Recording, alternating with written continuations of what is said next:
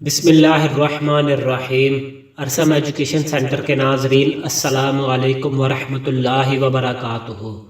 ارسم education centre کے YouTube channel پہ ایک بار پھر خوش آمدید۔ آج کی اس ویڈیو میں ہم ایک بار پھر لے کے آئے ہیں سب انسپیکٹر انٹرویو کا مکمل ایکسپیرینس، جو کہ لاہور سینٹر میں ہوا ہے، لیکن یہ گجرانوالہ ریجن کا تھا۔ تو کینڈیڈیٹ تھا جو اس نے لاہور سینٹر سلیکٹ کیا تھا، تو اس نے اس لیے لاہور میں یہ انٹرویو دیا ہے۔ تو اس کے جو پینل کے ممبر تھے جو پی پی ایس سی کے، وہ تھے ڈاکٹر پرویز صاحب۔ تو ویڈیو شروع کرنے سے پہلے آپ سے گزارش ہے کہ اگر ابھی تک آپ نے اس چینل کو سبسکرائب نہیں کیا تو ہمارے اس یوٹیوب چینل کو سبسکرائب کر دیں، اور اگر آپ بھی اپنا انٹرویو ایکسپیرینس ہمارے ساتھ شیئر کرنا چاہتے ہیں تو اسکرین پر چلنے والے واٹس ایپ نمبر پہ ہم سے رابطہ کر کے اپنا انٹرویو ایکسپیرینس ہمارے ساتھ شیئر کر سکتے ہیں۔ شکریہ۔ تو ویڈیو کی جانب بڑھتے ہیں۔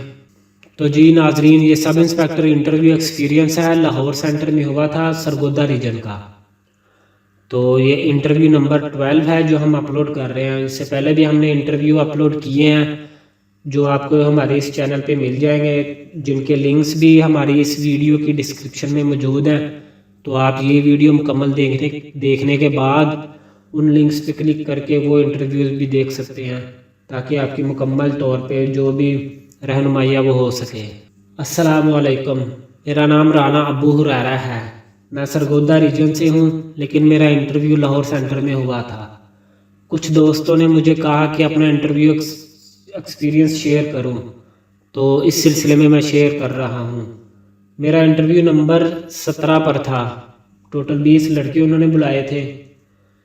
تو پینل میں ایک پی پی ایس سی ممبر تھے جن کا نام تھا ڈاکٹر پرویز صاحب، ایک پولیس سے ایس ایس پی تھی لیڈی امارا عطر، اور ایک جوڈیشل سے کوئی آفیسر تھے۔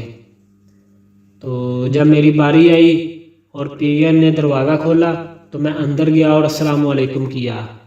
ممبر نے کہا بیٹا بیٹھے۔ بیٹھنے کے بعد جو انہوں نے پہلا سوال کیا تھا وہ یہ تھا کہ انٹروڈیوس یور سیلف۔ تو میں نے اپنا تعارف کروایا۔ یہاں انہوں نے کیونکہ مجھے انگلش میں کہا تھا انٹروڈیوس یور سیلف، تو لہٰذا میں نے انگلش میں اپنا تعارف کروایا، اور اگر وہ اردو میں کہتے تو میں نے اردو میں کروانا تھا۔ اس کے بعد انہوں نے بی اے کے مضامین پوچھے، تو میں نے انہیں وہ بتائے۔ اس میں نے انہیں پنجابی کا بتایا۔ تو انہوں نے اس کے بعد پوچھا کہ آج کل کیا کر رہے ہو؟ میں نے کہا سر کمپیٹیٹیو ایگزام کی تیاری کر رہا ہوں، اور ساتھ آج کے انٹرویو کی تیاری بھی۔ تو انہوں نے پوچھا کہ پی ایم ایس میں اپلائی کیا ہے؟ میں نے کہا جی سر۔ تو انہوں نے مجھ سے پی ایم ایس کے مضامین پوچھے، تو میں نے وہ بتائے۔ میں نے پی ایم ایس میں اور بی اے میں پنجابی بتایا، تو انہوں نے کہا کہ لگتا ہے آپ کو پنجابی جو ہے وہ فیوریٹ سبجیکٹ ہے آپ کا۔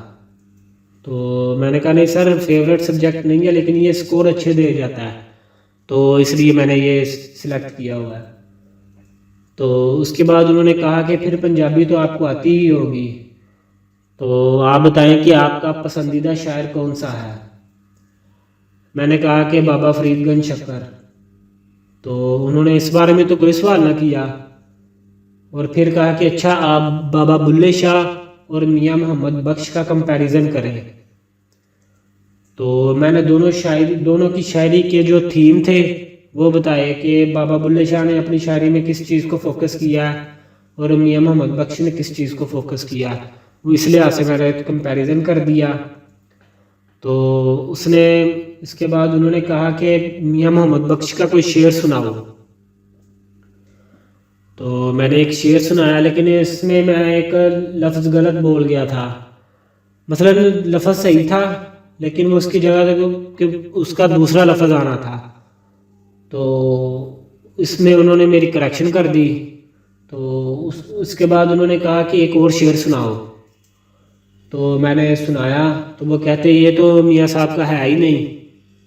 تو میں نے کہا ان کا یہ ہے، لیکن میں نے پھر ساتھ میں بک کا ریفرنس بھی دے دیا۔ تو کہتے یہ بک نہیں ہے تو گائیڈ ہے۔ تو میں نے کہا جی سر میں نے یہاں سے ہی پڑھا ہوا ہے۔ تو اس کے بعد انہوں نے کہا کہ اچھا آپ پنجاب پولیس میں کیوں آنا چاہتے ہو؟ تو میں نے کچھ جو ایکسپلینیشنز تھیں وہ دی جو میرے ذہن میں اس وقت آئی تھیں. تو پھر انہوں نے پوچھا کہ پولیس کس قانون کے تحت کام کرتی ہے. تو میں نے بتایا کہ پولیس آرڈر 2002 کے تحت. تو انہوں نے کہا کہ اچھا پولیس آرڈر 2002 کی کوئی خصوصیت بتائے. تو میں نے یہ پڑھا تھا پہلے ہی، تو میں نے لہذا چند ایک خصوصیات بتا دی. تو اس کے بعد کہتے کہ اچھا اس میں پبلک سیفٹی کمیشن کا ایک ذکر ہے، وہ کیا ہوتا ہے. تو میں نے وہ چونکہ پڑھا ہوا تھا لیکن پھر بھی مجھے ایگزیکٹ نہیں تھا پتہ، لیکن چونکہ مجھے تھیم کا پتہ تھا تو میں نے وہ ایکسپلین کر دیا. اس کے بعد انہوں نے پوچھا کہ پاکستان میں انرجی کرائسس کی وجہ کیا ہے. تو میں ابھی بتا ہی رہا تھا کہ انہوں نے کہا کہ بیٹا آپ CSS کریں، آپ یہاں کیوں آنا چاہ رہے ہیں، یہ تو بڑی مشکل جاب ہے پولیس کی. تو میں نے کہا سر ابھی میرے پاس یہ موقع ہے تو میں اس کو اویل کروں گا، اور اگر وہاں چانس ملا تو میں ضرور وہاں بھی ٹرائی کروں گا اور ضرور جاؤں گا. تو انہوں نے کہا کہ آپ مجھے غریب فیملی سے لگتے ہو. میں نے کہا نہیں سر الحمدللہ میرے ابو کسان ہیں اور ہمارا ایک کاروبار بھی ہے اپنا. تو کہتے کہ اچھا ایگریکلچر میں کون کون سی خامیاں ہیں، مثلا کون کون سی مشکلات پیش آ رہی ہیں ایگریکلچر میں. تو میں ابھی وہ بتا ہی رہا تھا، میں نے چند ایک بتائی تھی. تو انہوں نے ساتھ ہی مجھے دوسرے ممبر کی طرف ریفر کر دیا.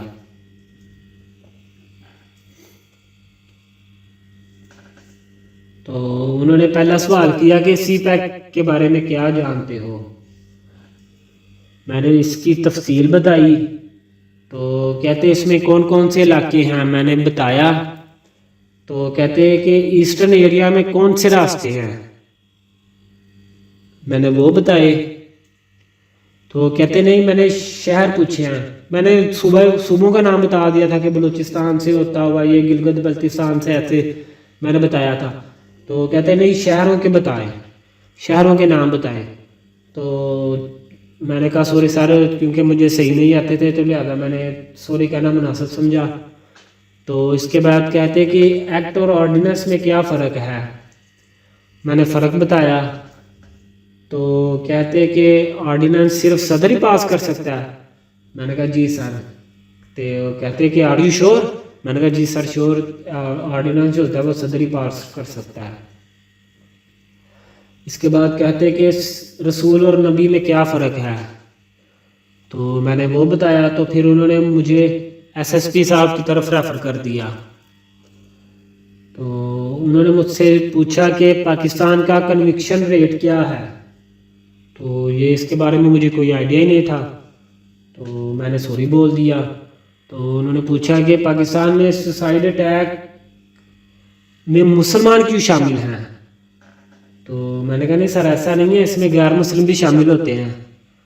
تو انہوں نے پوچھا کہ نہیں زیادہ تر سوسائڈ اٹیک جہاں بھی ہوتے ہیں پاکستان میں یا آل اوور دی ورلڈ وہاں مسلمان زیادہ ہوتے ہیں. تو میں نے پھر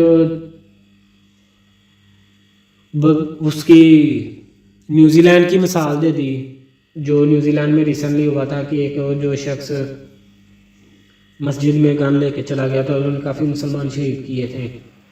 تو اس کے بعد انہوں نے پوچھا کہ مثال بتاؤ پھر غیر مسلم کی پاکستان کے حوالے سے. تو اس وقت مجھے کوئی نام تو یاد نہیں آیا. تو میں نے بتایا کہ سر راہ شامل ہے اس میں ڈائریکٹلی اور انڈائریکٹلی. تو نام جو اس وقت میرے ذہن میں نہیں تھا لیکن کلبھوشن یادو جو ہم نے وہ پکڑا تھا بلوچستان سے ہماری ایجنسیز نے، تو وہ آپ دیکھ لیجئے گا.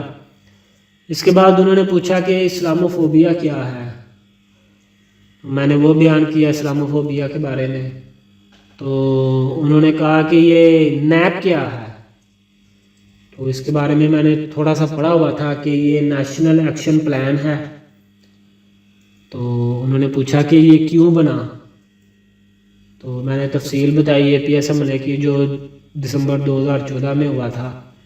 تو اس کے بعد پھر وہ جو ہماری سیکورٹی ایجنسیز اور گورنمنٹ اور سارے وہ جو حکومت اور فوج نے مل کر یہ ایک ایکشن پلان بنایا تھا دہشت گردی کو ختم کرنے کے لیے. تو انہوں نے کہا کہ اس کے پوائنٹ بتاؤ. تو مجھے اس وقت 3 پوائنٹ آتے تھے، میں نے بتائے. تو اس کے بعد ممبر دوبارہ پوچھتے ہیں کہ بیٹا what is your aim in life. تو میں نے کہا کہ سول سروس کرنا. تو انہوں نے کہا یہ تو پھر پبلک ڈیلنگ ہے، پولیس کی جاب جو ہوتی ہے یہ تو پبلک ڈیلنگ زیادہ ہے، تو اس میں تو آپ سول سروس نہیں کر سکتے. تو میں نے کہا کہ سر اگر میں CSS کر لیتا ہوں تو میں انشاءاللہ پولیس سروس میں آؤں گا PSP، تو پھر وہ سول سروس ہو جائے گا. تو میری کوشش بھی یہی ہے کہ میں وہ کروں. تو اس کے بعد انہوں نے کہا کہ ٹھیک ہے بیٹا آپ جا سکتے ہیں. تو یہ تھا میرا انٹرویو، جس کا دورانیہ تقریباً 15 سے 20 منٹ کا ہو گیا تھا، کیونکہ انہوں نے مجھ سے کافی ڈیٹیل پوچھی. تو کافی اچھا ایکسپیرینس رہا میرا. تو اس کے بعد انہوں نے کہا کہ بیٹا آپ جا سکتے ہیں. جو ممبر تھے وہ تھے ڈاکٹر پرویز صاحب. تو یہ میرا انٹرویو تھا. شکریہ.